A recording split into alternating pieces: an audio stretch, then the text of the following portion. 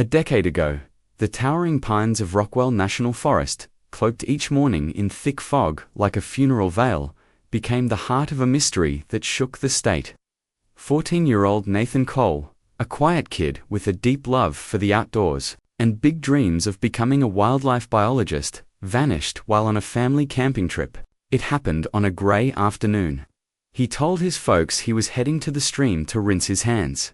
He never came back. His parents raised the alarm, and within hours, the woods were swarming search teams, scent dogs, choppers overhead, heat, scanners sweeping the landscape, everyone clinging to a single thread of hope that Nathan was still alive. Somewhere out there in the freezing, breathless silence, at the time, Caleb Sullivan was fresh in his post, barely past 20, wearing the uniform of a new park ranger, with more heart than experience.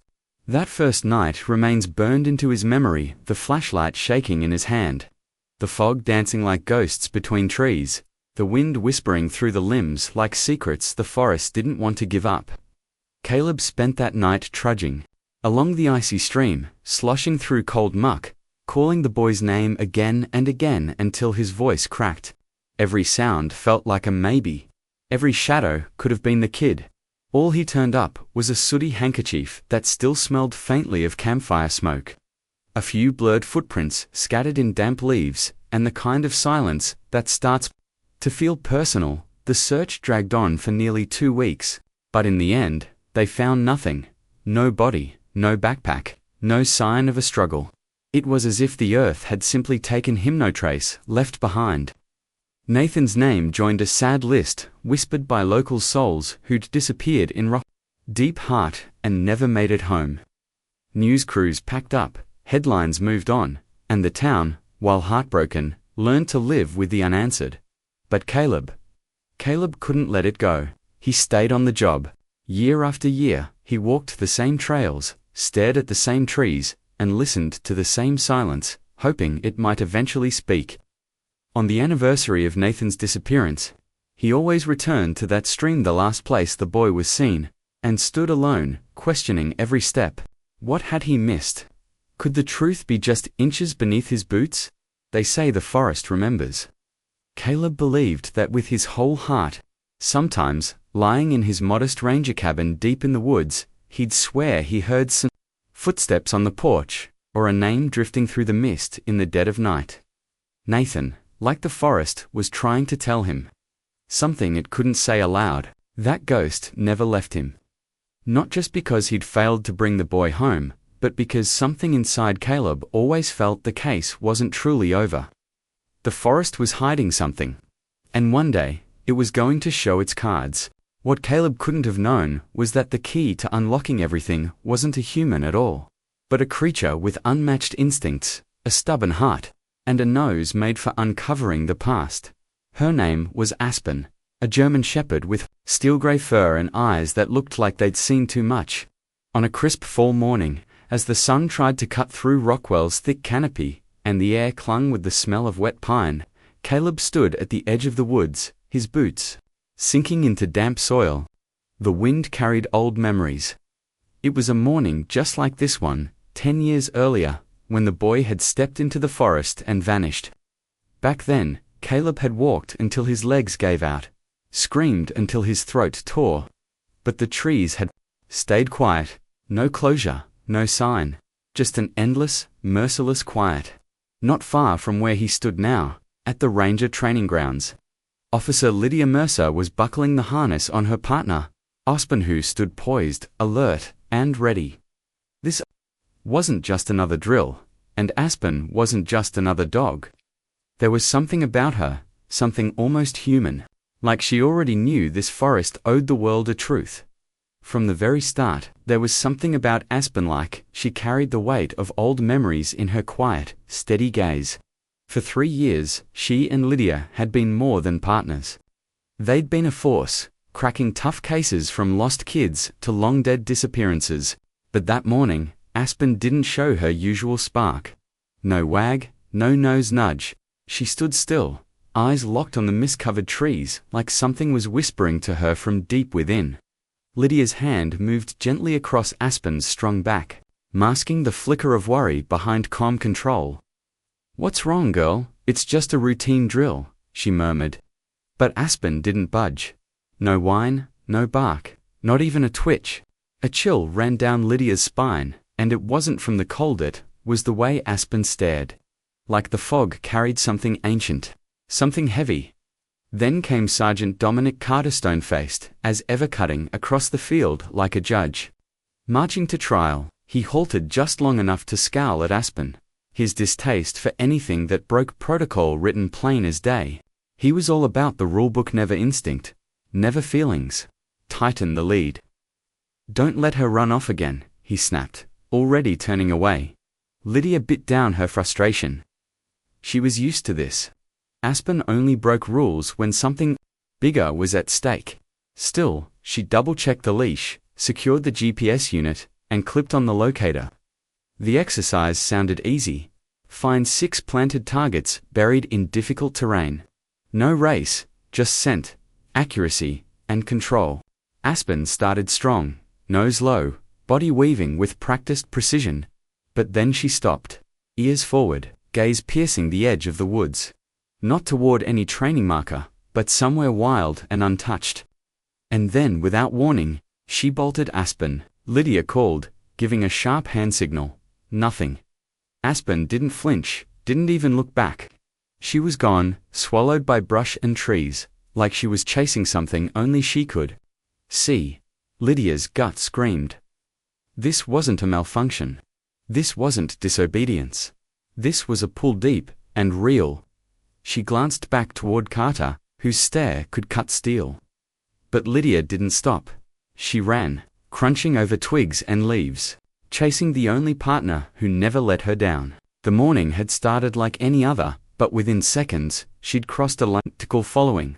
A dog with a nose for truth and a heart that had never led her wrong.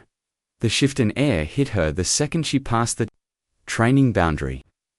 The forest ahead was wilder, denser. Every twisted branch felt like a memory tangled in roots.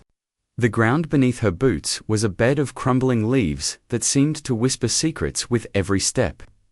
Aspen moved ahead, breathing heavy, but not with her usual working rhythm. No, this was different.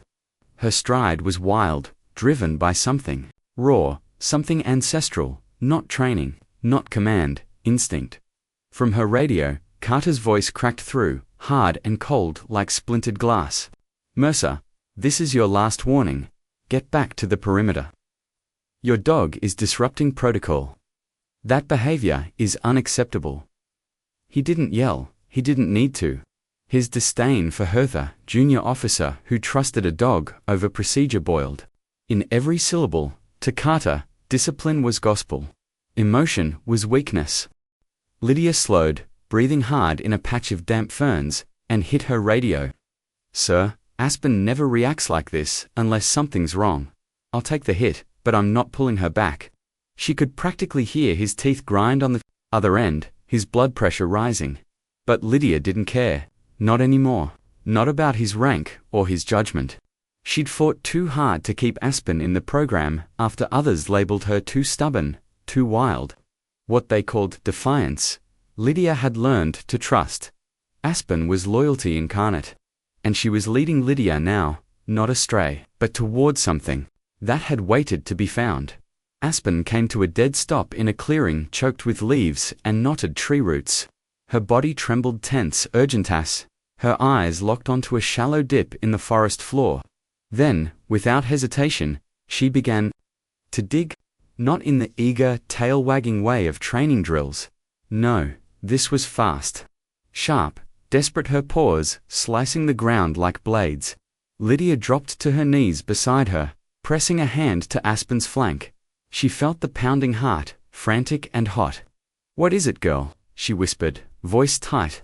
Aspen glanced uponly for a second, but the look said everything. "Something's here. This isn't a drill. This place holds a secret.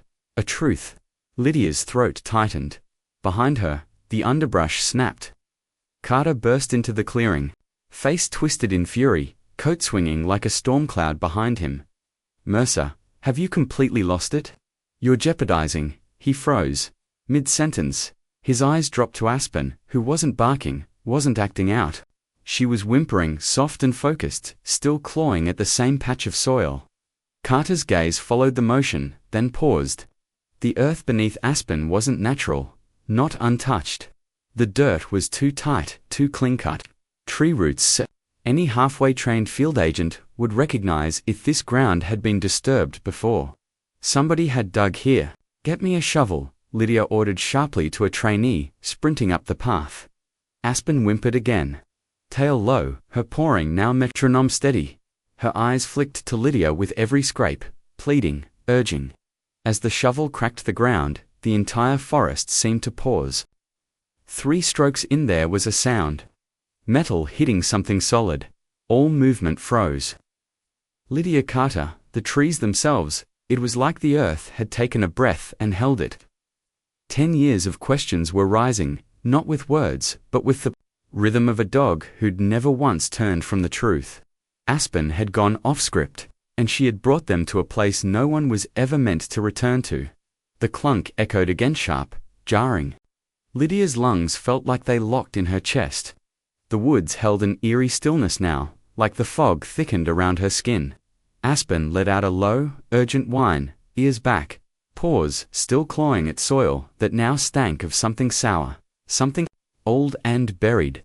Lydia tore off her gloves and dug with bare fingers, the cold wet earth packing beneath her nails.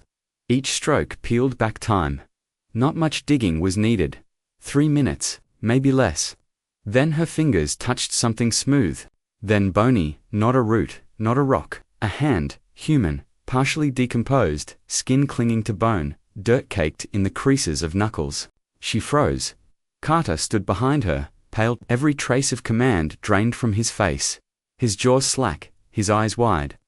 20 years in the canine unit, and this moment had shaken him. He wasn't looking at Lydia anymore. He wasn't yelling. He was staring at the hand, at what Aspen had found. At the truth that had just clawed its way back from the grave. Breaking protocol wasn't the plan. But it happened anyway. Pure gut instinct took over and proved itself right.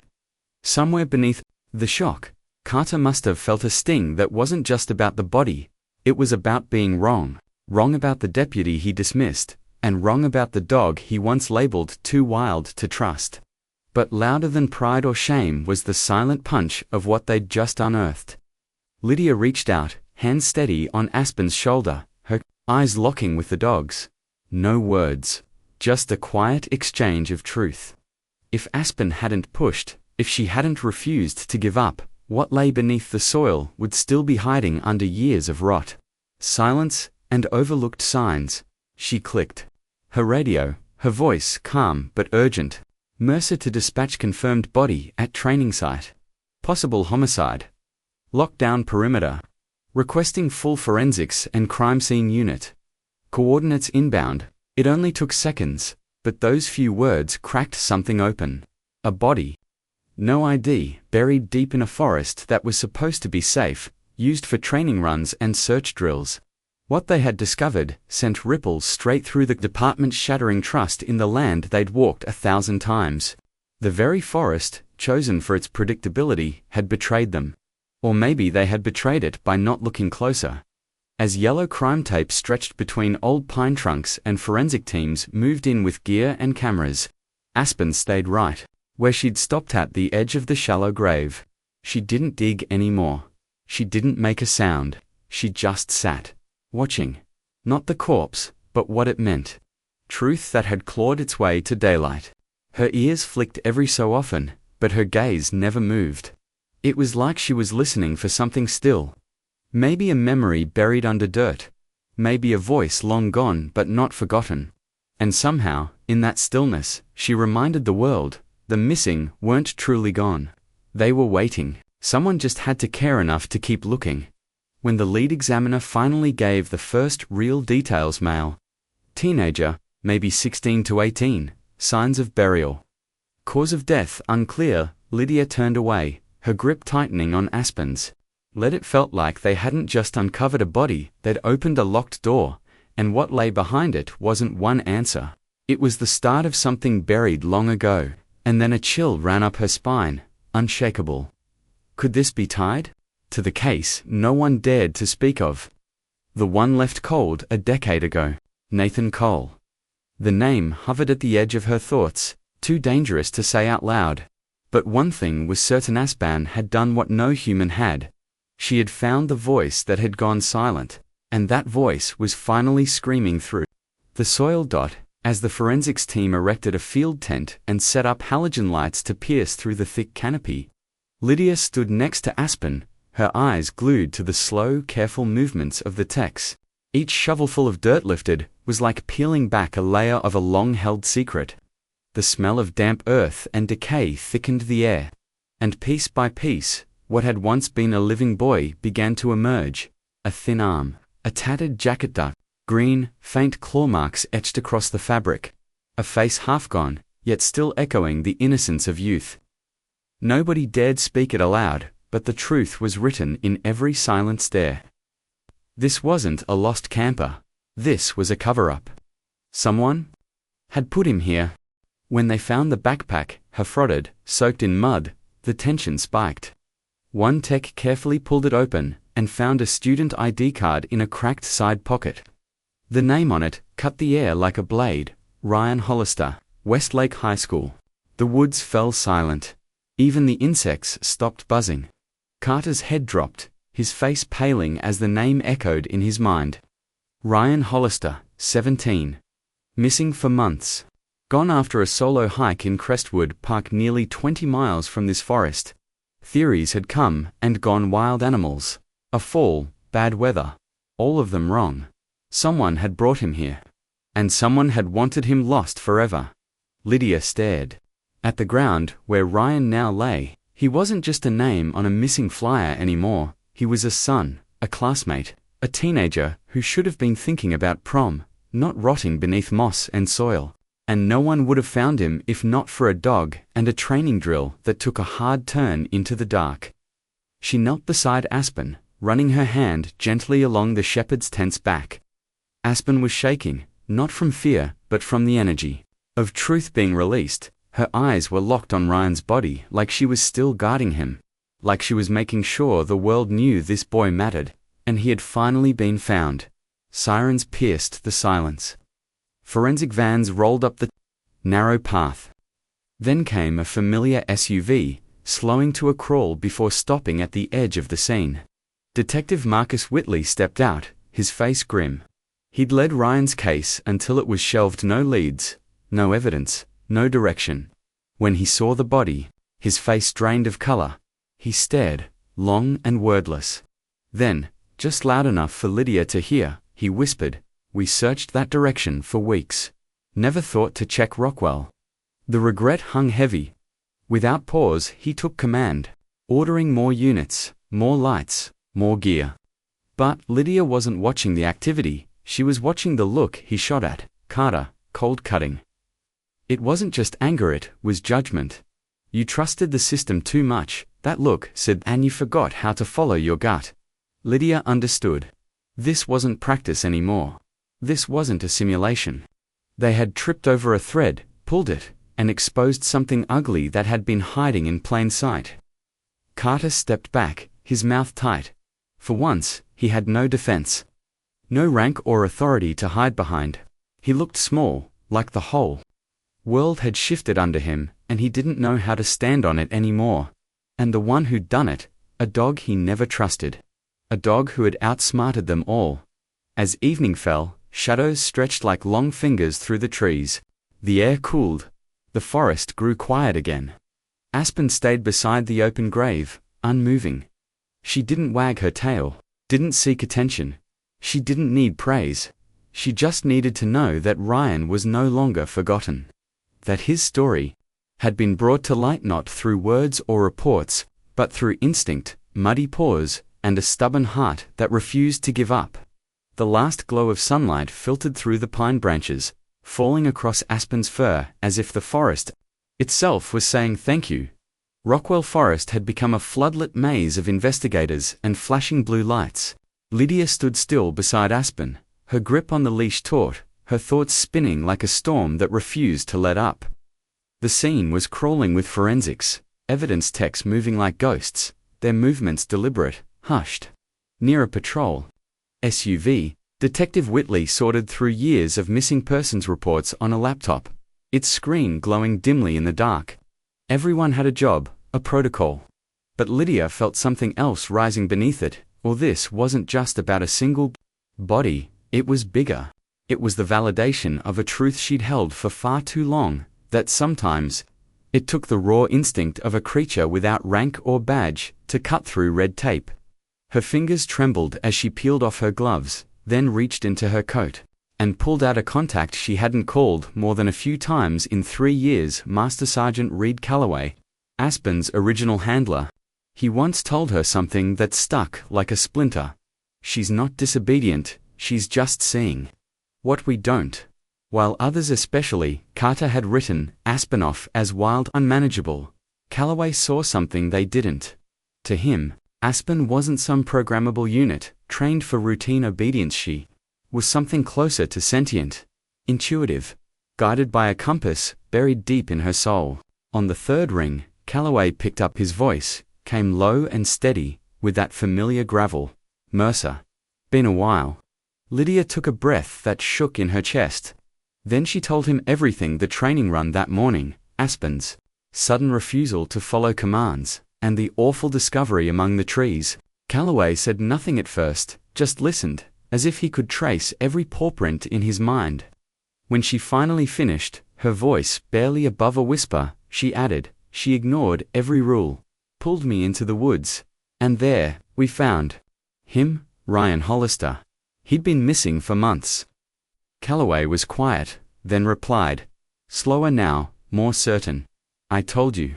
When she breaks protocol, there's a reason. She doesn't follow orders, she follows truth. Doesn't do it for treats or praise. She does it because she feels what we can't." He paused, then said, almost to himself, "They chewed me out for training her different. But I believed in her, just like I believed in you. Aspen wasn't built to follow, she was built to lead." Lydia looked down at Aspen, still seated like a stone statue on the forest's edge, calm yet alert. The floodlights cast sharp angles across her frame, and for a second, she looked almost carved from the very forest, part spirit, part sentinel. There was no deception in her eyes, no ego. Just a quiet vigilance rooted in something ancient and incorruptible. She wasn't here to impress, she was here to reveal. Further out, Carter stood among a cluster of officers. The morning's arrogance had drained from his posture. No more lectures about disobedience, no smirks. His eyes found Lydia now, and then, but there was no longer judgment behind them, only uncertainty. Maybe even fear. The trait he used to mock in her, that stubborn refusal to control. Aspen, like a machine, had just cracked open a 4-month cold case. Lydia adjusted her grip on the leash, feeling the pulse of the dog's body against her palm. Then, lifting her gaze to the blackened woods beyond, she knew this wasn't the end. Not by a long shot, but she wouldn't face the darkness alone. Her guide didn't need searchlights. Just the ground beneath her paws, the wind in her nose, and the quiet hum of memory, too deep for humans to touch. The forest had gone still. The artificial light painted moving shadows on the slick tree trunks, as if the woods themselves were remembering. Lydia stood close to Aspen, heart still pounding from what they'd unearthed. But the dog hadn't settled. Her frame was stiff, focused. Something in her told Lydia this wasn't over. Aspen wasn't restless. She was working. This was what she was trained for, all the way back to those stubborn early days under Master Sergeant Calloway. He used to say, "She doesn't chase ghosts. If she moves, it's because something's there." Lydia crouched, whispered low, "All right, girl, if there's more, show me." She loosened the leash. Aspen dipped low, nose to the soil, slow and sure, as if every leaf and stone carried a story only she could hear. Within minutes, she halted about 50 feet away, under a warped dead tree clawing at the sky. She sat, ears forward, staring straight at Lydia like she'd just found a hidden truth. Lydia knelt beside her and peeled back the wet leaves. That's when she saw it, a glint of metal beneath the muck. A cigarette butt, half-smoked, with a faint smear of brick-red lipstick across the filter. Not just garbage. Something once held by someone, pressed to their lips. A relic left behind. She bagged it, careful, tagged the GPS. A thought surfaced. Ryan hadn't died alone. He hadn't wandered off or gotten caught in a freak accident. Someone had been with him, maybe more than one. Aspen wasn't finished. She pushed farther northeast, veering toward a patch of thick shrubs. Lydia followed, tugging gloves back on. This time, Aspen stopped beneath a dense tangle, and Lydia had to claw through wet earth to reach it. A scrap of cloth. No, something softer. A handkerchief, crumpled, stained with dark, dried blood, the smell coppery, unmistakable human. She sealed it up and radioed for forensic priority. The results came faster than expected. Both the handkerchief and the cigarette had Ryan's DNA. But the cigarette, it had another profile too. Female, and the lipstick. Commercial makeup, deep red, that changed everything. The old narrative that Ryan had been alone, maybe lost in the storm, was dead. He wasn't wandering, he was accompanied. And someone left more than a footprint behind. At the field command tent, Whitley stared at the crime board. Red pins, stretched across a loose archage, one a breadcrumb. Ryan hadn't died where he was buried. He'd been moved. Multiple locations. Evidence of a sequence, not an accident. Blood on cloth. Smoke inhaled by someone watching. Maybe participating. This wasn't a mistake, Whitley murmured, jaw tight. This was a cover-up. Possibly by more than one person. Carter didn't argue. For once, he stood silent, watching as evidence was bagged and logged. Watching Aspen, the dog he'd once laughed off as unstable. She wasn't unstable. She was a witness. A tracker built from instincts no spreadsheet could mimic. Carter turned, saying nothing. But Lydia saw it, just a flicker. A crack in the armor. Maybe he knew, deep down, that he'd trusted the wrong instincts for too long. The air felt heavy, almost reverent, like the forest was holding its breath. Aspen's eyes turned to Lydia, deep and burning with some urgent, unspoken pull. She wasn't asking for anything, no praise, no reward. She just wanted the silence to end. With every cigarette stub, every blood-soaked scrap, she was rewriting the truth, wordless, exact, relentless. It wasn't just a search anymore. It was a translation. A message only she could read, written in scent and sorrow. A message for those willing to listen. And Lydia. She was listening now. Every sense sharpened. Because Aspen didn't forget. Not ever. News of Ryan Hollister's remains didn't stay secret long. Word slipped out, reached local news within hours, igniting chatter like dry leaves catching flame. But for Whitley, one name among the media swirl hit harder than the rest. Chloe Rivera. He saw her before she even parked her Jeep, caked in dust, her boots hitting the forest floor like she belonged. Chloe had made enemies in law enforcement before, particularly after that explosive corruption series 3 years ago. To Whitley, she was a thorn-sharp, persistent, and impossible to ignore. She carried no airs, just a battered notepad, camera, slung on her back, and eyes like a hawk's. When she stepped past the caution tape, Whitley felt it immediately. She already knew too much. She didn't walk like an outsider. She moved like someone tracing lines she'd seen in her sleep. She stopped at the third scene marker, the one near the handkerchief. Her gaze lingered long. Whitley approached slowly, ready for a battle of words. He wasn't sure he'd win. They tried to shut her down by the book, but Chloe didn't even blink. She just tilted her head, her voice calm, almost gentle but laced with something cold and sharp underneath. Ryan's just another name in a long line. You realize that, don't you? Rockwell's not where it starts, and sure as hell not where it ends. Lydia, standing close with Aspen, stiffened. She turned toward the voice, cautious but curious. Chloe caught her look, stepped closer, and her expression softened as her eyes landed on Aspen lying near a crooked pine-like, a silent sentinel. Chloe crouched, not reaching to pet, just lowering herself in reverence to the one who had cracked the whole thing open. "Hey, sweetheart," she whispered. "I heard what you did. And I think you just gave me the lead I've been chasing for 4 long years. It was the way Chloe spoke to Aspen, with the kind of respect most reserved for a partner, not a dog, that made Lydia lower her walls. You said others. What did you mean? She asked. Chloe straightened and pulled a battered old folder from her coat.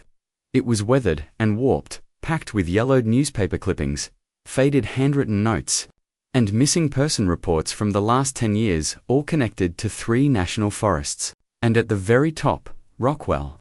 I started digging after Nathan Cole disappeared 10 years back, Chloe said, her tone low and even. 17 years old, vanished like smoke. Ring any bells? She pointed to 2 other files.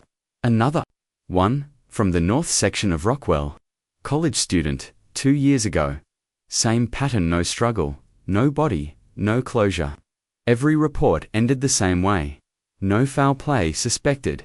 But every last one circled back to Rockwell. Whitley, who had looked ready to brush her off, was now flipping through the folder with tight lips and a furrowed brow.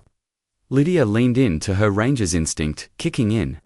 Aspen had unearthed more than a body. She had stirred something long buried, a pattern no one had stopped to see. But not everyone wanted those old ghosts roused. From a short distance away, Sergeant Carter stood near the command post, arms crossed, face unreadable. He had heard everything: the folder, the cases, the quiet realization hanging between Chloe and Lydia. But what truly unsettled him wasn't the journalist. It was that Lydia, the same officer he had once dismissed as too green, too emotional, was now the nerve center. The dog, the evidence, the press, they all revolved around her. And the truth scared him. Because if Chloe was right, and Rockwell held more than one secret, then Carter, who'd trained here for nearly a decade, could no longer plead ignorance. If he had known and looked away, he had failed. But if he hadn't known, then maybe all the structure, the chain of command, the illusion of control, it had always been just that. Illusion. When Chloe walked off, her words lingering like smoke, Lydia stayed behind. Aspen had risen and was now staring toward a narrow, tangled path no one had explored yet. And in Lydia's chest, something flickered, not fear, not hope, but a quiet urgency humming in her bones. This wasn't just a case anymore. It was memory, collective and ancient. The forest held its voice for those willing to be still, and Aspenshade was listening. As night swallowed Rockwell and the cold flicker of searchlights danced across moss-covered trunks, Lydia thought the day had emptied every last surprise. But then Aspen moved. After hours lying still beside Ryan's body, the German shepherd rose suddenly head high, nostrils flaring southeast, toward a gentle slope woven with pine, roots and dense underbrush. Lydia stiffened, hand tightening on the leash. Aspen's body was taut, every muscle pulled like a drawn bow.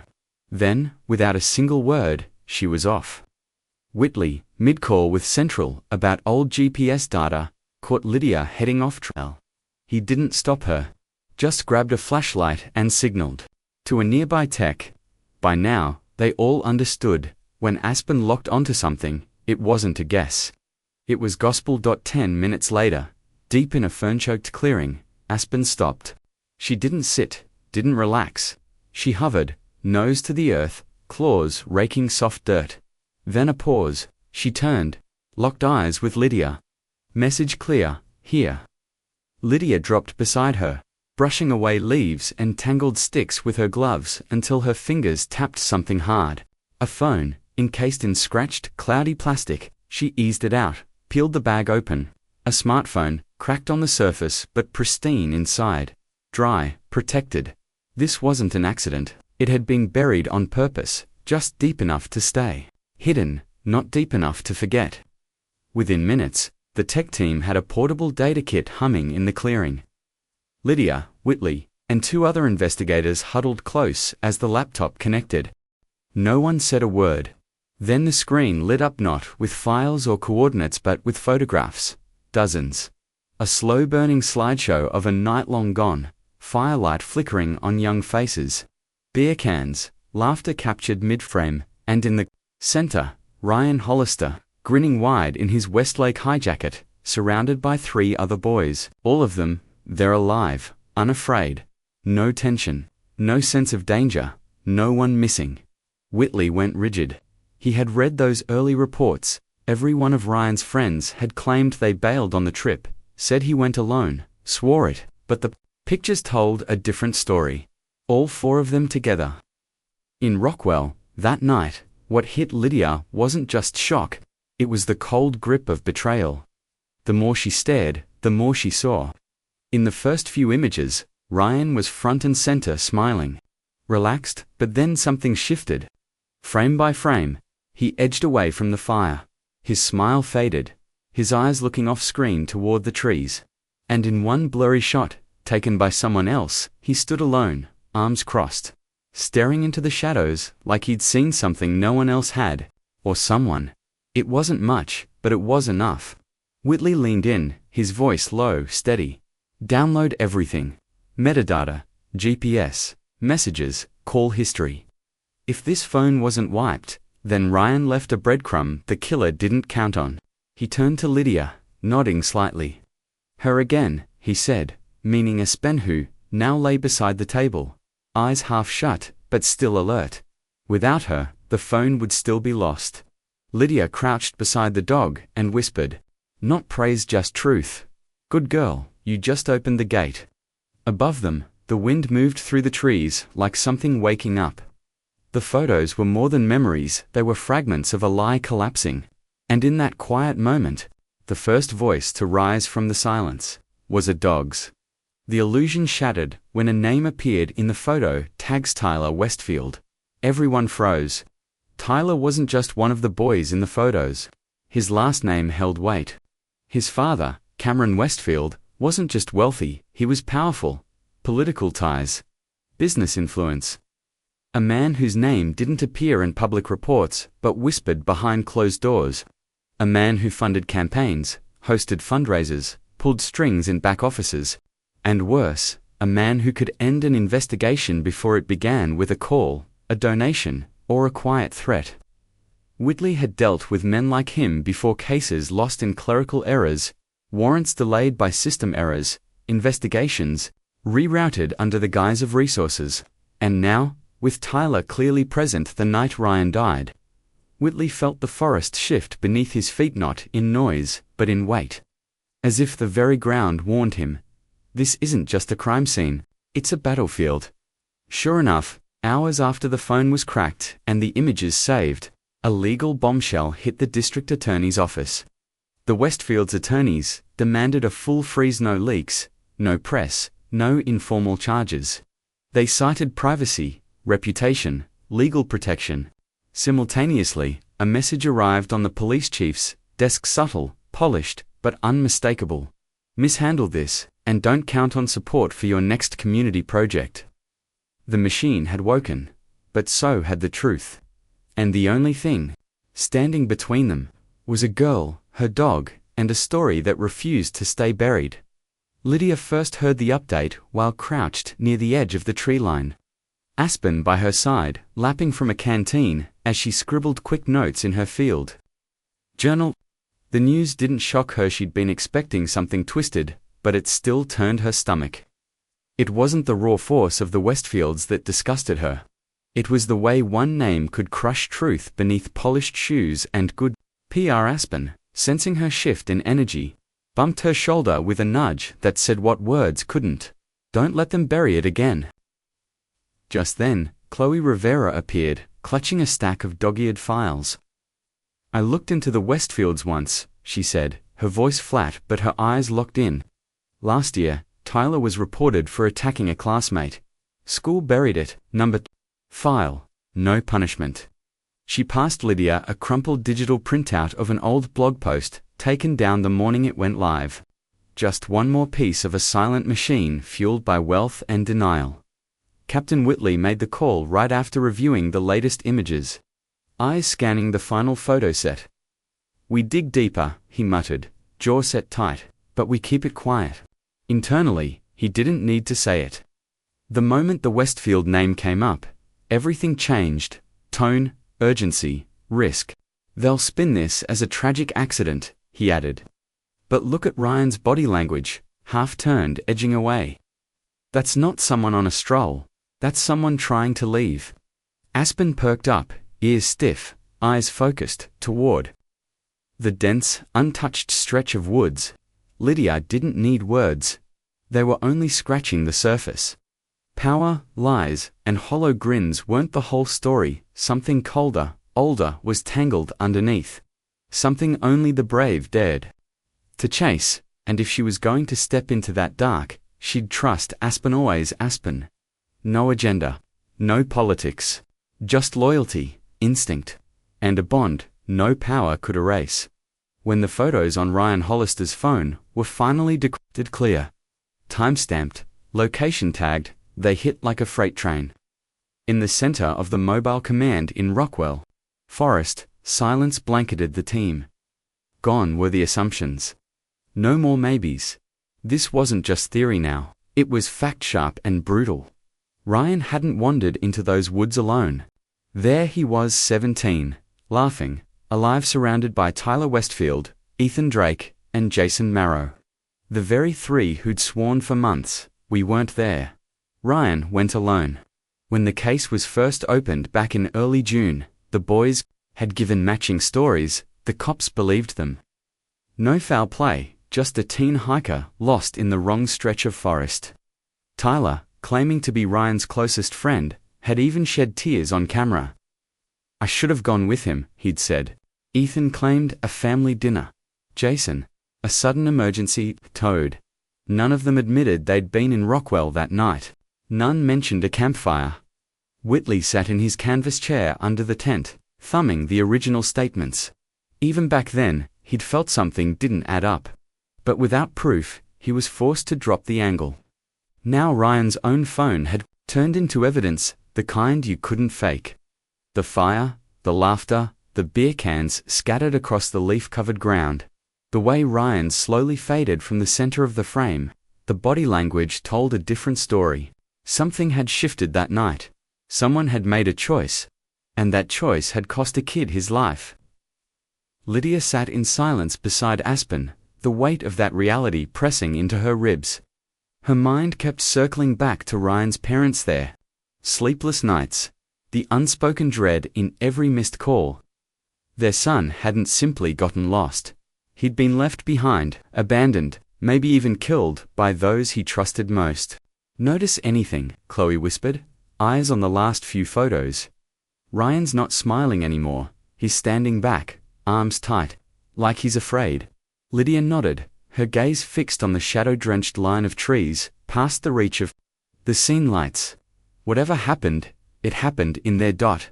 Then Whitley's hand slammed the table, breaking the quiet. "We're reopening this case, all of it." His tone didn't rise, but the fire in his voice said enough. Everything. Tied to Tyler, Ethan, and Jason, pull it apart. Phones, pings, traffic cams, texts. I want it all tracked again. For too long, he'd watched justice twist under pressure. Not this time, not this boy. Just then, a tech rushed in, holding a sheaf of printouts, breathless. Surtha photo metadata. GPS confirms it. Every image tagged to Rockwell, not Crestwood. Last shot snapped at 1:37 a.m., June 6th. That's when the phone went dark. Lydia's skin prickled. Aspen, lying beside her, tensed, still as stone but electric with focus. Lydia ran a hand gently over the dog's head. "We're close now, huh?" she whispered. Not far off, near the row of patrol cars, Sergeant Carter stepped aside to take a call. His back stiffened, jaw clenched. He stared toward the forest with the haunted look of a man who once swore that land was clean and now realized it never was. The first lie had finally cracked, and like ice beneath your boots, once it breaks, everything below, jagged hidden, starts rushing up. Lydia wasn't stepping back. Not with Aspen watching. That dog hadn't blinked once. And as long as she breathed, the truth had a pulse. With the mask lifted, the team kicked into high gear. They began reconstructing the full sequence the night Ryan vanished, piecing it together from soil samples, shoe prints, and Aspen's alerts. Portable floodlights turned the trail into a corridor of truth. Red string marked every clue. Tire treads, footprints, discarded wrappers. Aspen's scent hits were flagged like treasure. Slowly, a map emerged etched in earthen memory. It showed not a random outing, but a calculated path, a plan. The boys had driven in, picked a remote pocket, camped, stayed late, and someone had buried Ryan's phone nearly half a mile from where his body was discovered. Not panic. Strategy. At the edge of the site, Whitley stood arms folded, scanning every marker. Years of experience sharpened his focus. He pointed. 30 meters from camp. Aspen's first alert. An officer followed the line with his eyes. From here to the burial site 50 paces, but there's only one set of boot prints going that way. Whitley nodded grimly, which means whoever came back took a different route on purpose. It wasn't fear, it was forethought. On the sidelines, Chloe watched through her telephoto lens, restricted from crossing the line, but absorbing every detail. She didn't need proximity, she knew how to read silences. The Westfield legacy wouldn't be exposed in press releases. It would be read in posture, smirks, and the tension behind closed eyes. She snapped photo after photo. Carter's expression as Whitley spoke, the tension on the team's faces, every breadcrumb that might later be erased. She wasn't collecting for a story. She was collecting for the record. Just as she positioned herself atop a rock for a wide shot of the dig site, a barked warning came from behind. "Hey, what are you doing?" A perimeter officer spotted her. Calm as ever, Chloe eased the camera behind her back. "Just taking notes, didn't cross the tape." Her tone was soft, unbothered, but she was already calculating exit angles. Before the exchange escalated, Lydia stepped forward. "She's with us. Press credentials. Let her stay." The officer hesitated, then backed off. Chloe gave Lydia a grateful nod, then leaned in. "I'm recording what they might try to scrub. Once it's cleaned, it's gone." Aspen lifted her head again, eyes burning steady. No bark, no growl. Just alert. A sentinel, waiting. Around her, the forest whispered again. After years of silence, it was ready to speak. And this time, Lydia, Aspen, Whitley, Chloe, they were all ready to listen. Different lives. One purpose, to chase the truth. Before someone buried it for good, what had once been invisible was now lit by halogens and held in hand. Aspen was still following the scent, still uncovering what others had tried to hide. The days following the reconstruction unfolded like a storm gathering momentum. Each hour brought new clarity. And then, out of nowhere, a forgotten voice stepped forward. Ranger Caleb Sullivan. He wasn't on anyone's list. Hadn't been interviewed, but he knew Rockwell better than anyone. For decades, he'd watched over the woods, seen the quiet grief of families like the Coles, and felt in his gut that this forest held shadows the maps never marked. When Sullivan arrived, he looked like he'd stepped out of the trees themselves, mud-caked boots, pines still clinging to his uniform. He didn't ask, didn't wait, just walked in like it was time. And for him it was. Whitley recognized the weight he carried and cleared the tent for a private meeting. No reporters, just Lydia, Aspen, and the man who may have carried the truth in silence for far too long. The old ranger's voice broke the silence like a slow crack in ice. Aspen, the German shepherd, lay still by the tent flap, eyes locked on him like she knew something sacred had just resurfaced. That morning, June 6th, I'll never forget it, Sullivan began, his voice as coarse as dry bark. I'd just checked a trapline near West Creek. Smoke caught my eye. Someone hadn't doused their campfire properly. He squinted. At the memory, 3 boys. No tent, no setup. Sleeping bags still rolled up, but beer cans, food wrappers, and ash told me they'd spent the night. He paused, grounding the image in his mind. There was something off about them. He went on. All 3 acted jumpy. Didn't look me in the eye. Especially Tyler. He parked himself in front of a red Jeep, like he didn't want me seeing the plates. Kid was cold, not rude, just ... calculated. Most teens out here at least pretend to be respectful. Whitley didn't move, fingers steepled. Eyes sharp on the ranger. Lydia's voice, low and steady, cut through the moment. Did you notice anything unusual? Anyone else? Anything left behind? Sullivan nodded slowly, like brushing off cobwebs from something hidden too long. Yeah, a bloodstain, just a swipe, sloppy, wiped on a rag tossed under a pine. When I asked, they claimed someone slipped gathering kindling. His jaw tightened. I've seen enough accidents in 30 years to know human blood when I see it. The tent light quivered in the wind outside, but inside, every breath stilled. That phrase human blood wasn't just a clue. It was the moment the air changed. A quiet, buried alarm finally sounding. Then Sullivan added something that made Lydia and Whitley straighten. I said I'd need to file a report. Tyler didn't flinch, he didn't panic, he shifted, went ice cold. Told me we should head out. My dad's got a city hall meeting this morning. And just like that, the pieces clicked. Tyler wasn't bluffing his way out. He was protecting something bigger with confidence only power can teach. Cameron Westfield's son knew how to bury a problem, and Sullivan, he knew he was alone. No body, no proof. Just gut instinct, and that didn't stand a chance against money and influence. At the back of the tent, Chloe Rivera lowered her phone, eyes catching Lydia's. That glint part instinct, part fire told Lydia the journalist had just tasted the heartbeat of a buried story. If that statement holds, Chloe whispered, it won't just prove the boys lied, it'll show who orchestrated the whole cover-up. Aspen stirred without a sound. She didn't bark, she didn't move, just watched. Lydia stood, no words needed. A storm was coming, not weather, but truth, and Aspen was already stepping into it. This time, silence wasn't protection. It was betrayal. And a dog had just broken it. As the team wrapped their internal debrief, night blanketed Rockwell Forest, rain whispered through the pines like a secret finally spoken.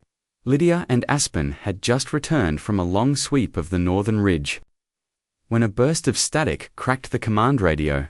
Then a voice, tight, urgent, be advised, Ethan Drake, person of interest in the Ryan Hollister case, has escaped custody. Last seen heading west, believed to be near Rockwell. All units mobilize. The tent froze. Whitley's eyes jerked up from his screen. Lydia didn't wait for orders. She simply touched Aspen's flank. The shepherd was already alert. Up, head tilted. They moved out together, cutting through the curtain of rain. The forest at night, slick with mist and echo, was a different beast. Sounds vanished into wet leaves, paths blurred, but Aspen moved like she was reading ghosts. Her nose skimmed the soaked ground, locked on a scent, not from today, but embedded in the bones of the trail. At a fork, veiled in brush, she veered left and sprinted. Lydia's boots slid on mud, but she followed. No need for words. Aspen had found it. They climbed 2 ridges, crossed a moss-choked stream, and reached an abandoned logging ground. In the churned dirt tracks, fresh, deep, matched Ethan's boots. Aspen stiffened, tail rigid. She surged ahead, a crack movement beyond the tree line. Lydia's hand went to her holster. Then she saw him, a figure darting between trunks. She shouted through the downpour, Ethan, stop, I don't want to hurt you. But the boy kept running, heading for a ravine, slick, treacherous. Aspen bolted past Lydia, a shadow slicing through the storm. She stopped at the edge, let out one bark, sharp, measured. Ethan halted mid-stride, 1 foot over a downed log. He turned. Dan saw her. The dog didn't growl, didn't advance, just stood there, not as a threat, but as truth embodied. That gay steady certain broke him. His knees gave. He dropped into the mud, sobbing. I didn't mean to kill him, ... he whispered.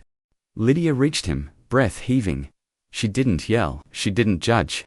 She simply cuffed him beneath the pale shake of her flashlight beam. The kid in front of her wasn't a runner anymore. He wasn't anything except wreckage. A scared teenager, wrecked by guilt. And it wasn't law that brought him down. It was a dog. Lydia knelt beside Aspen and touched her head. Her voice, though hoarse, was warm. You found him. Not with your nose, with your heart. That night, Ethan was secured. Again. And in a pre-dawn interrogation room, he finally confessed. No lies, no legal maneuvering. He spoke of Ryan, of a stupid, angry push, of a fall, and of how Tyler convinced him to cover it up. The death, the disappearance, the silence, it was all recorded. But justice hadn't started with sirens. It started with 4 quiet paws, soaked in rain, refusing to walk away. As morning clawed through the fog, the investigation tent sat under a hush thicker than the forest mist. The Ethan confession had broken the dam, but the real shift came minutes later. Jason Mororo, the quietest of the group, the one who'd always looked half frozen inside, asked to speak. Alone, no lawyer, no restraints. He wouldn't sit. Just stood near the window, tracing light across the tiles with his eyes, like looking for a crack big enough to vanish into. Then, in a voice barely his own, he whispered, "I can't carry it anymore. I let him die. I chose fear. I chose wrong." Whitley raised a hand, silencing the recorder. "Not every truth needs witnesses." Jason began to speak. Not with defense. Not with shame. Just memory raw, unstopped. Like floodwater finally breaking free. He told them about the trip. The lies, the detour, the beer, and firewood. They never went to Crestwood. Rockwell was the real plan, remote, untraceable. The kind of place where rules vanish. But they hadn't counted on what else fades in the dark. Empathy, self-control. Jason said it started with Tyler. Already drunk, confronting Ryan over texts with Tyler's ex. Ryan dismissed it, laughed it off. But Tyler didn't. His temper, pampered by power, unchecked, flared. Ethan tried to calm him, but gave up. Tension surged. Ryan, tired of the drama, grabbed his bag and stood up. "I'm not staying where I'm doubted and disrespected." Then it all unraveled in an instant. Tyler shoved Ryan from behind. It wasn't a hit. Just a reckless heat of a moment push, but Ryan lost his balance, caught a root with his foot, and went tumbling backward. His skull struck a rock near the campfire with a sound so awful, so final. Jason says it still plays in his dreams like a cursed echo. Everything froze. Then Ethan screamed and rushed over. But Ryan wasn't moving. His chest rose once, then didn't. Panic gripped them like a vice. Tyler was the first to speak. "We're screwed. Nobody's gonna believe this was an accident. We were drunk, arguing. They'll say we murdered him. He was the one who said they had to bury the body." Jason wanted to refuse, wanted to scream, but fear swallowed his voice. So he helped dig, hands trembling. Ethan wiped away the blood. Tyler grabbed Ryan's phone, snapped out the SIM card, and stashed it beneath a stone right where Aspen would eventually sniff it out. "I knew it was wrong," Jason sobbed, his whole frame shaking. "But I wasn't scared of prison. I was scared of losing them, of being next." The tears that ran down his face weren't teenage tears. They were older than that. They carried judgment, guilt. Behind the glass, Lydia watched without blinking. Every sentence pierced like a blade. At her feet, Aspen lay still. Her eyes locked on Jason, not with blame, but like she saw the hurt he didn't know how to name. Lydia crouched, brushed a hand over Aspen's fur, and whispered, "You brought us here, didn't you?" The dog didn't bark, didn't move, just that deep, knowing silence, the kind that only comes from carrying the truth for miles. Jason's confession was the missing puzzle piece. The photos on the phone, the bloody cloth Aspen dug up, the ranger's vague memory, Ethan's trembling half-admission, all of it made sense now. It wasn't a mystery anymore. It was a tragedy. A brutal portrait of fear, jealousy, and silence. Lydia knew that without Aspen's nose, her loyalty, her refusal to give up, would have stayed a ghost in a dusty case file.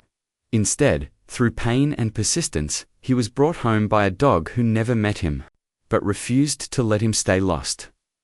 Jason's confession didn't just explain what happened to Ryan Hollister, it exposed something deeper, darker, a cold, careful cover-up. A plan hatched in the ashes of a terrible night. Tyler Westfield didn't panic, he calculated. While Jason wept and Ethan crumbled, Tyler was already rewriting the story. Not with sorrow, but with a script. "This doesn't have to destroy us. Nobody knows we were here. Nobody will," he'd said, voice like steel.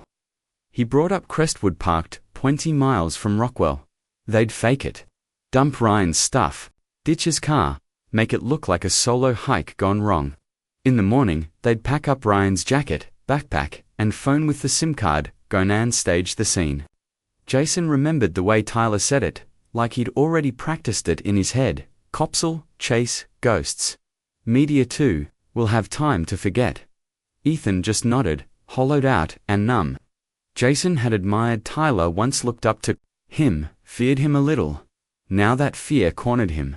When he hesitated at the idea of burying Ryan right there in the woods, Tyler didn't shout, he stared hard. You want us in prison? You think you're innocent? And Jason caved.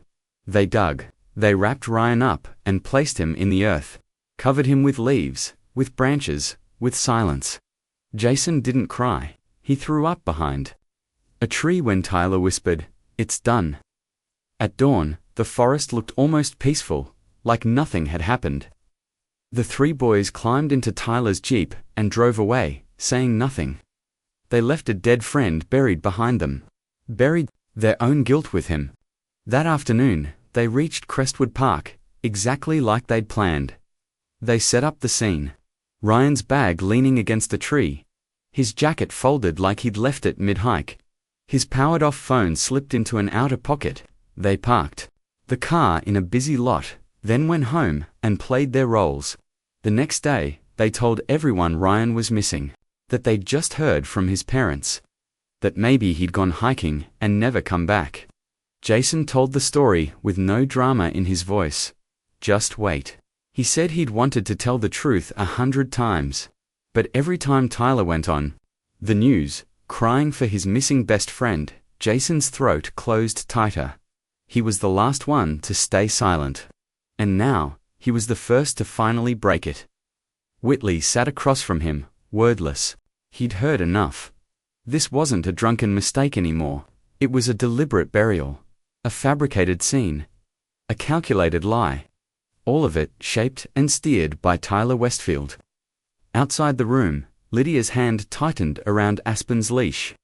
She didn't cry, but her chest clenched with the image of Rihanna's smiling boy, now known only in old photos, pushed, buried, nearly forgotten.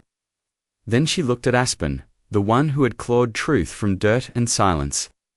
"We're doing the right thing, Lydia," whispered not to herself, but to Aspen. The German shepherd tilted her head, ears twitching, as if something still lingered in the air. Lydia knew then they weren't done. Not even close. Tyler hadn't said a word, and behind that polished broken boy mask, Lydia sensed something deeper, darker, a shadow they hadn't touched yet. When Jason's full confession hit the case file, the entire mood at the precinct shifted. Relief hovered but never landed. Because Whitley and Lydia both knew the puppet master behind all this wasn't some scared teen. It was a man who never set foot in those woods, yet had been there all along. Cameron Westfield, Tyler's father. His name had hung in the background of the investigation like smoke. No statements, no TV interviews, no defense of his son. That silence was his weapon. Cameron didn't have to speak. His bank account spoke plenty. Whitley had ordered a deep dive into the Westfield finances, and that's when it hit. A $75,000 withdrawal made in June, the very week Ryan vanished. The money had gone to one David Lantry, a seasonal forestry worker stationed in Rockwell that summer. David had barely been mentioned. Ranger Sullivan remembered him vaguely, said he'd left suddenly. Now, he wasn't just a name. He was the hinge the whole door turned on. It was Chloe Rivera who found him tucked away in rural Jefferson County, where he'd been hiding ever since. Chloe, relentless and smart, recorded the meeting. David's voice shook. He didn't know how Ryan died, but he saw them. He saw the red Jeep. He saw Tyler, blonde and panicked, dragging a tarp out of the forest. Before David could say a word, Cameron Westfield had appeared, handed him a thick envelope, said, "You didn't see anything." That same day, Chloe brought the recording to the police. A press briefing had already been scheduled. Reporters gathered like vultures. But Chloe wasn't loud. She didn't grandstand. She walked up, set a recorder on the table, and hit play. The room fell into a vacuum of silence. David Lantry's voice rang out clear as church bells. I saw them. I saw the tarp. Mr. Westfield gave me money to stay quiet. The words cracked the room like thunder. Gasps, whispers, reporters leaning forward like they'd just seen blood in the water.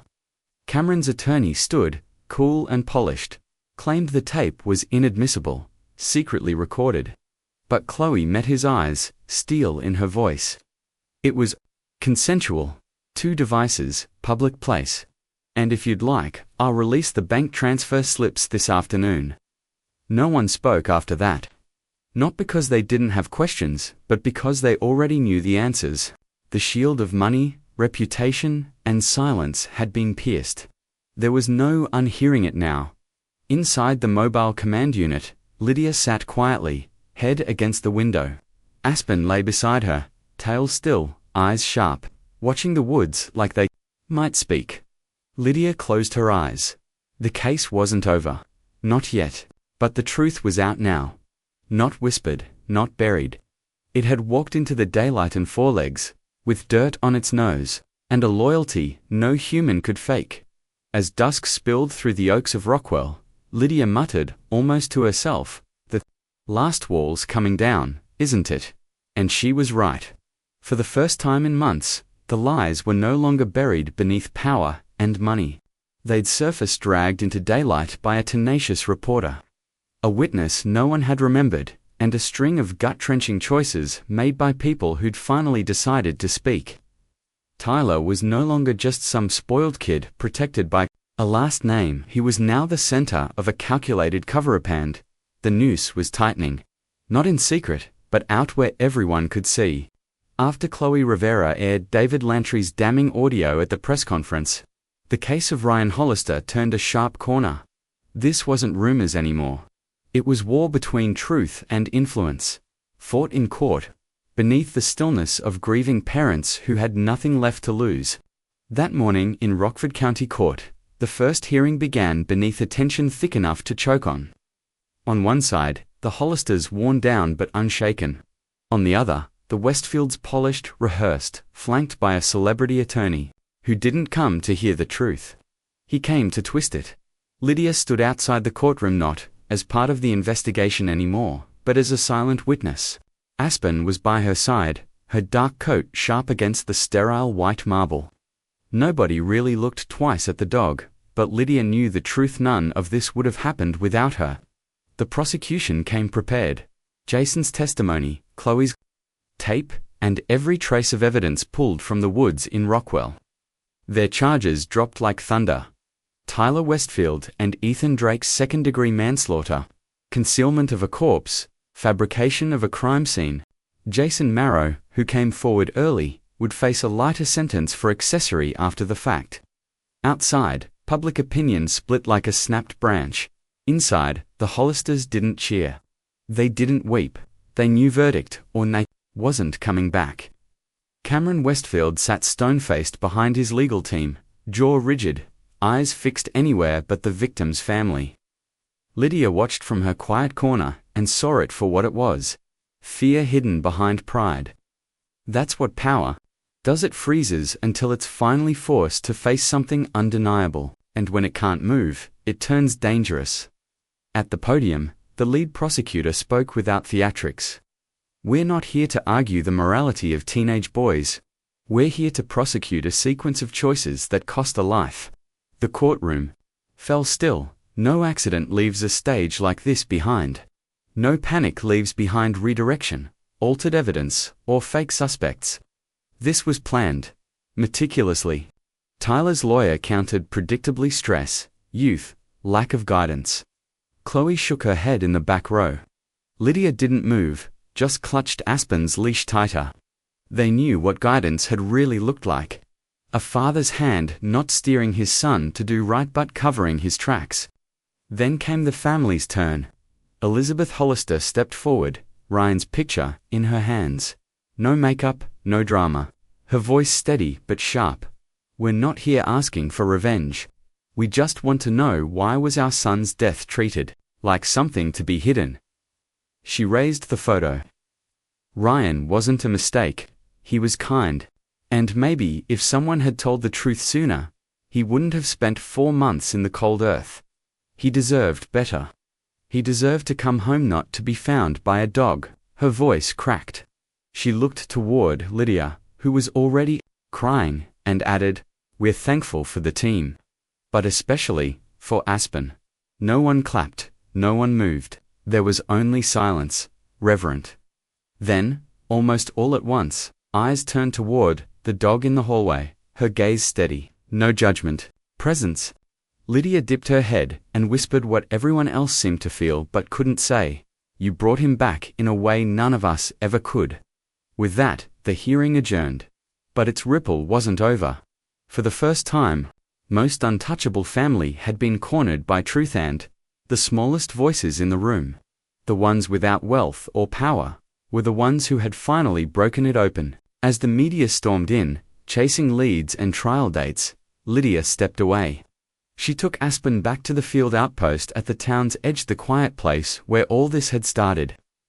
Beneath golden autumn trees, Aspen stretched out in the grass, her breathing calm, and even, like for once, she felt peace. Lydia sat beside her, hands folded in her lap. Then came the memory invited, but vivid of, the day they met. It was a sun-bleached morning at an old Marine training site. Aspen was just another recruit, part of a special canine unit trained for rescue, bomb detection, and body recovery. But there was something different about her, something the other dogs didn't have. Her instincts were too sharp, her scent tracking uncanny. But that gift came at a cost. She wouldn't always obey. Time after time, Aspen broke protocol, ignoring commands, chasing trails she alone seemed to smell. Most instructors saw a problem. Only one saw potential. Master Sergeant Reed Calloway. A battlefield forensics expert, Calloway spent weeks watching Aspen from a distance. He noticed how she'd lock on to something faint and follow it with a kind of quiet fury, even when others gave up. During final evaluations, Aspen was cut. Too independent, too unpredictable. But Calloway pushed back. "She's not wrong," he said. "She's just ahead of us." The board didn't budge. Aspen was released to civilian services where dogs like her usually vanished into obscurity. But Calloway made one final call to Lydia, a recent graduate looking for her first canine partner. The day they met, Aspen didn't rush to greet her. She didn't wag her tail or lick Lydia's hand. She just sat, watching, waiting. Not for a command, but for a reason. Lydia never forgot that stare. It wasn't questioning authority. It was asking, "Are you someone worth walking beside?" Off to the side, Calloway crossed his arms and said, "She doesn't need orders, she needs trust. And if you're willing to earn hers, she'll never leave your side." That same afternoon, Lydia took Aspen home. No leash, no expectations, just a beginning, one built on silence, instinct, and a bond that asked for nothing but truth. Over time, Aspen became more than a canine. She became a compass. At scenes where logic failed, Aspen never did.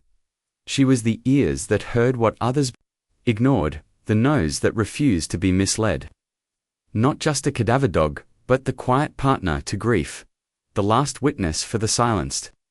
Now, with twilight bleeding across the trees, Lydia stroked her fur and whispered thanks, not just for the work, but for the trust. She thought of Calloway, of that single decision to believe in what others dismissed. If he hadn't seen something rare in her, if Lydia hadn't followed her gut instead of a manual, Ryan would still be out there, lost. That realization filled the silence between them, until Lydia finally spoke, voice hushed and warm. "Thank you for not following the rules, and thank you for never stopping." Aspen didn't answer. She just leaned into Lydia's leg, quiet, resolute. The only reply she needed. But peace was brief. That evening, just as Lydia and Aspen returned from that quiet patch of memory, a call came through dispatch. Ranger Caleb Sullivan had stumbled onto something deep in the Rockwell Woods, a section of land not listed on any forestry charts. No patrols, no records, but it felt familiar. Wrong, even. and he asked for one team, only one. Lydia and Aspen. It wasn't just a hunch. Sullivan had wandered through that place a decade ago, lost, confused, convinced he'd heard a child crying. No one believed him. Lydia didn't hesitate. She packed light and went out with Aspen and 2 forensic officers. The hike was brutal, slippery moss, uneven stone, the forest thick with whispers and fog. It felt like walking backward in time. Aspen stayed ahead, nose to the ground, body tense with a focus Lydia recognized all too well. This wasn't a false lead. Not this time. They broke through a ring of pines and into a clearing. Dead grass, black soil. Aspen stopped. She didn't. Bark just began to dig. Slow, precise. Like she knew exactly what waited. The forensics team jumped in. Within 30 minutes, a human leg emerged. Nearby, buried deeper, a small cracked leather collar. On it, a name, Nathan Cole. The sound of it shattered the forest stillness. Nathan, the boy who vanished 10 years ago, the one Sullivan never forgot. They said he wandered off, maybe drowned, but now with Aspen, with that body, with that name, it was clear. Nathan hadn't vanished. He'd been buried. They found more. 2 metal pieces wrapped in old cloth, one a worn military badge, the other a strip of fabric from a school uniform that changed everything. This wasn't just about Nathan. This was something larger, older. When Lydia reported in, analysts matched the scene to 3 other cold cases. All teens, all gone without a trace. All near former training zones, all dismissed as random. The pattern couldn't be ignored anymore. Walking back to the truck, Lydia's legs felt heavier than the gear on her back.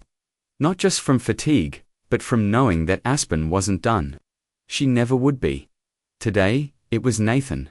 Tomorrow, another name, another silence to break. At the outpost, beneath a flickering light, Caleb met them. Lydia held out the collar. He didn't speak, just pulled off his ranger's cap and held it to his chest. The storm had only just begun. It felt like holding a part of the boy she'd never been able to save. Aspen stood beside her, caked in dust and dried earth, barely able to keep upright from exhaustion, yet her ears twitched. Eyes focused skyward, as if waiting for a sound only she could recognize. Maybe it was the wind. Maybe a memory, or the voice of someone long gone. Lydia understood then, even if the courtroom lights dimmed and Tyler and Ethan received their sentences. The real war was just beginning. Rockwell hadn't given up all its ghosts yet, but they still had Aspen, the one who ignored orders and followed only one thing, the truth.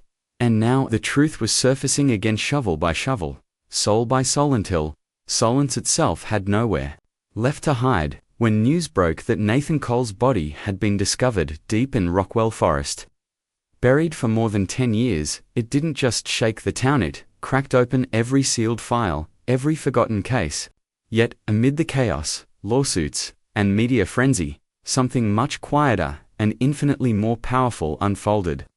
Not in a courthouse, but in the woods where Aspen had led them, where Ryan Hollister had finally been found.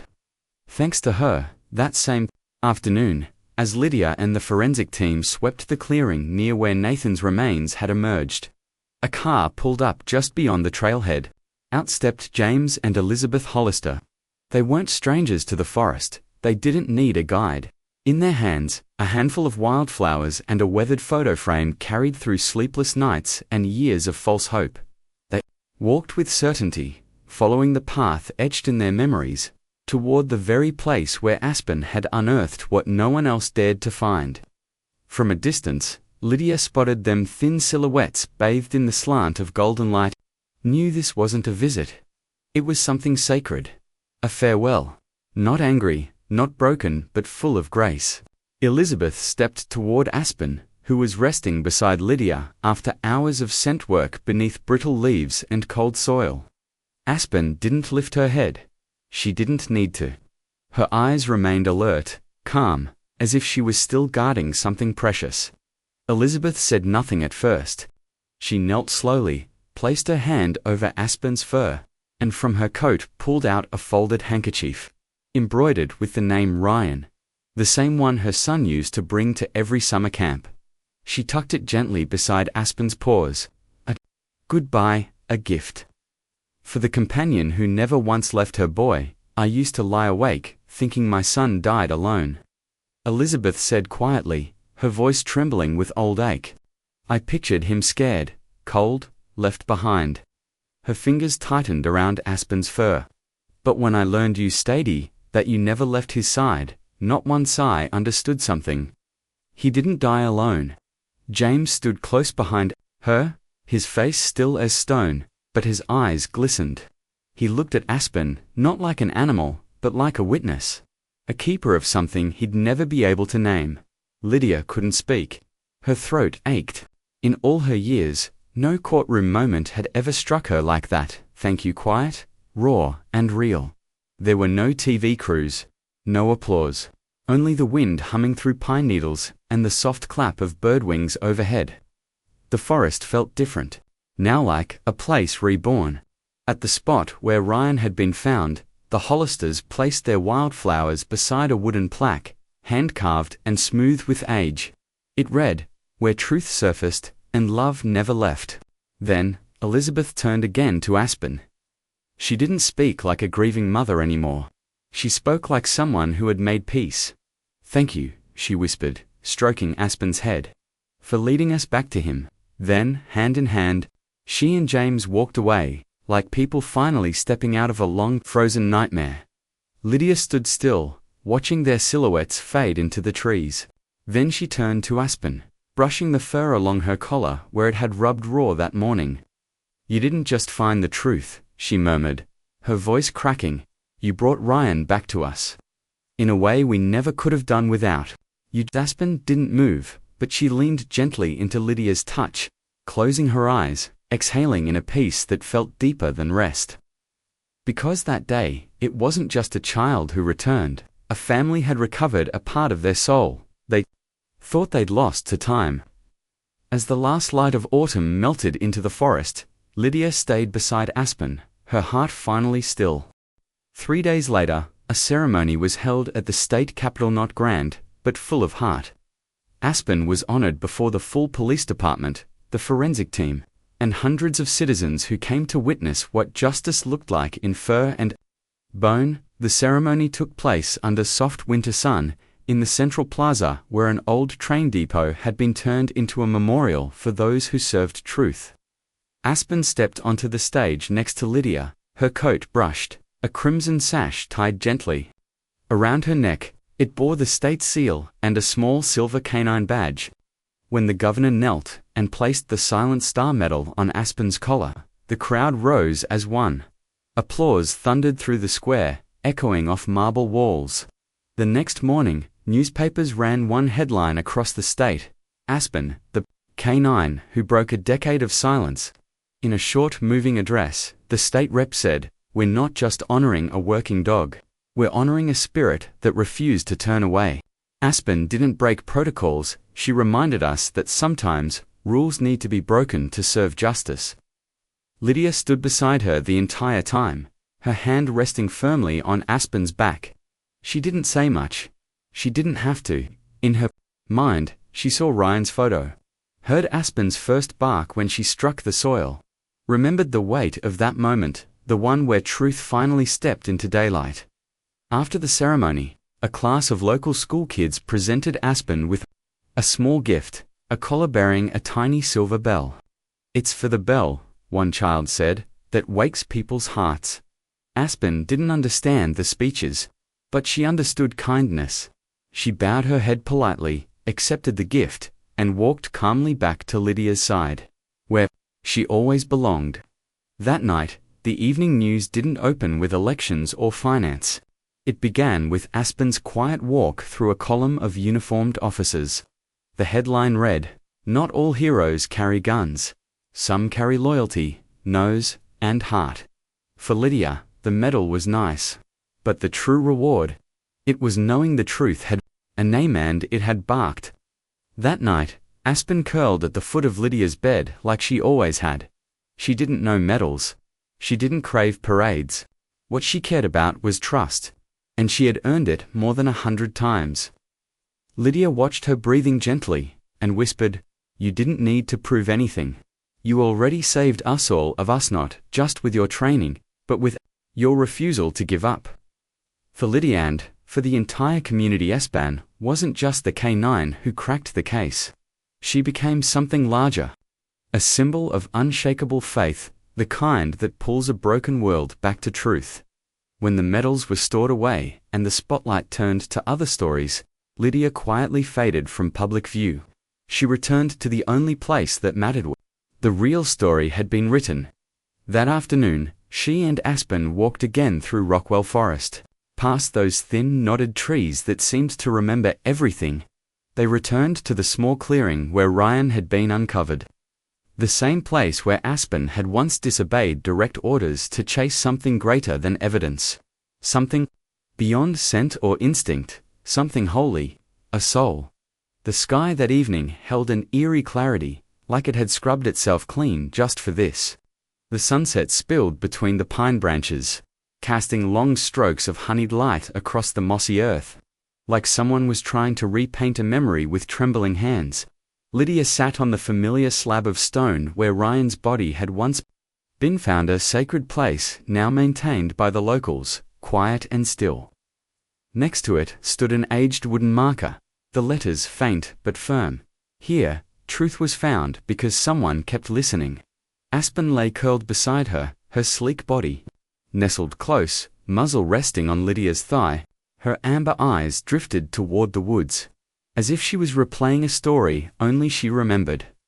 Lydia let her fingers glide through Aspen's thick fur, the scent of pine needles clinging to her coat, and murmured, not for a response, just because the words needed to leave her chest, "You knew, didn't you? From the beginning, you broke protocol 'cause you felt something I didn't." Her voice didn't carry regret, only reverence. Some instincts defy logic, but they never lie. Aspen didn't lift her head, didn't twitch an ear, she just exhaled. Softly, eyes closing, as if to say yes. Maybe she was back in that moment, the moment she'd veered off course, drawn to something no one else dared to see. Something buried, something lost.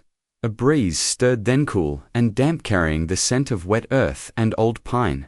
For a second, everything around them paused. The wind, the trees, even Lydia's breath. She tilted her head toward the sky, catching the final flare of light before it disappeared behind the hills. And she remembered what Calloway once told her. Not every dog listens to commands, but the ones that don't, they're the ones that save lives. A thin smile tugged at her lips. She leaned closer and whispered into Aspen's fur, soft as a benediction. "Wherever Ryan is now, I know he knows.